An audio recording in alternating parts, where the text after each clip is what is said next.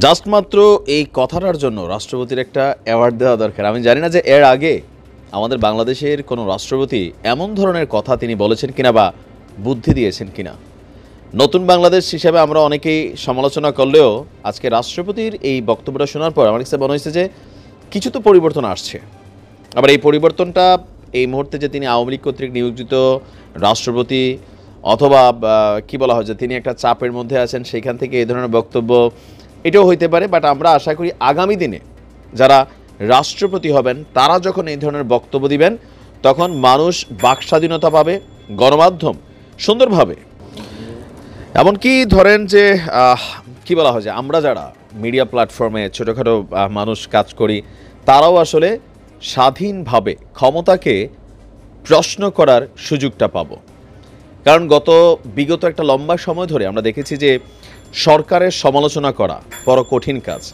সরকারের সমালোচনা করলে আপনার বিরুদ্ধে রাষ্ট্রবিরোধী, দেশবিরোধী, সরকার বিরোধী মামলা ঝুলাই দেওয়া হয়েছে। যাই হোক, আজকে আমাদের রাষ্ট্রপতি মোহাম্মদ শাহাবুদ্দিন তিনি আপনারা বলছেন যে মুক্তিযুদ্ধের চেতনা এবং জুলাই আগস্ট গণঅভ্যুত্থানের আশা আকাঙ্ক্ষাকে ধারণ করে এমন একটি বৈষম্যহীন গণতান্ত্রিক নতুন বাংলাদেশ যেই আমরা গঠন করার প্রয়াস চিন্তা করছি, সেখানে সাংবাদিকদের প্রতি তিনি একটা আহ্বান জানিয়েছেন। তো কী আহ্বান জানিয়েছেন? তিনি বলছেন যে গণমাধ্যম হচ্ছে রাষ্ট্রের চতুর্থ স্তম্ভ এবং সমাজের দর্পণ।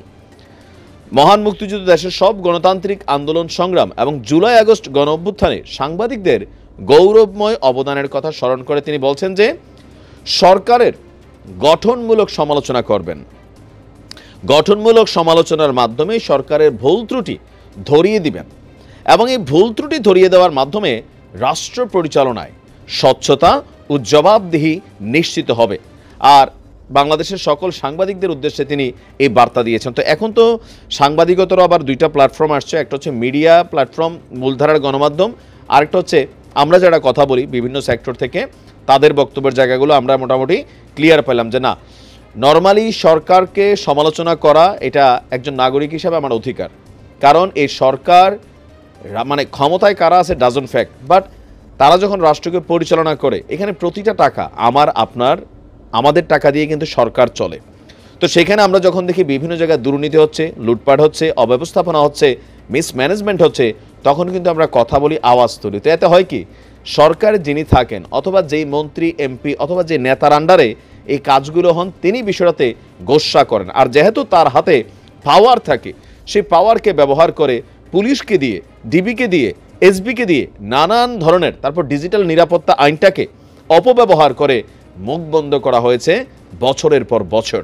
আজকে যেহেতু রাষ্ট্রপতি এই বুদ্ধি দিয়েছেন, আহ্বান জানাইছেন, আমরা আশা করি আমরা যারা ক্রিটিক্স আছি এখন আমরা নিশ্চিন্তে সমালোচনা করতে পারবো। কিন্তু বিষয়টা আবার অন্যদিকে যাবে কিনা, কারণ যে চুন খাইয়া আসলে দই খাইয়া গাল পড়ছে, তো চুন খাইয়া গাল পড়ছে, দই দেখলেও চুনই আমাদের কাছে অনেক সময় এটা ফিল হয়। তবে বর্তমান যে সরকার আছেন এই সরকারের সমালোচনা আমরা যেভাবে শুরু করতেছি বা অনেকে করছি, অনেকে আমরা প্রশংসাও করছি, আলোচনা সমালোচনা দুইটাই থাকছে। তো রাষ্ট্রপতির এই আহ্বানে আসলে ডক্টর ইউনূস বা আমাদের উপদেষ্টারা কী ভাবছেন? কারণ ম্যাক্সিমাম উপদেষ্টা যারা একটু লাইমলাইনে আছেন তাদেরকে নিয়ে কিন্তু মানুষ কথা বলে, সমালোচনা করে, আবার কেউ আবার আছেন গুজব টুজবও ছড়ান। তো তাদের প্রতিও রাষ্ট্রপতির বক্তব্য হচ্ছে গুজব, অপপ্রচার, অপতথ্য, বিকৃত তথ্য এগুলোকে প্রতিরোধ করতে হবে এবং এই বিষয়ে আপনার জনগণকে সচেতন করতে গণমাধ্যমের কার্যকর ভূমিকার উপরে তিনি গুরুত্ব দিয়েছেন। তো আমরাও মনে করি অবশ্যই গুজব, অপপ্রচার, অপতথ্য এমনকি বিকৃত তথ্য সমাজে অস্থিতিশীল একটা ইস্যু তৈরি করে। তো যেহেতু রাষ্ট্রের সর্বোচ্চ ব্যক্তি রাষ্ট্রপতি তিনি আহ্বান করছেন, আমরা আশা করি ডিজিটাল নিরাপত্তা এটাকে তুলে নিতে হবে। কারণ এটার মাধ্যমে এত ফাঁক আছে। দেখেন, এই সরকার ক্ষমতায় বসছে আজকে 6 মাস, কিন্তু ডিজিটাল নিরাপত্তা আইন এটাকে কিন্তু প্রত্যাহার এখনো করে নাই।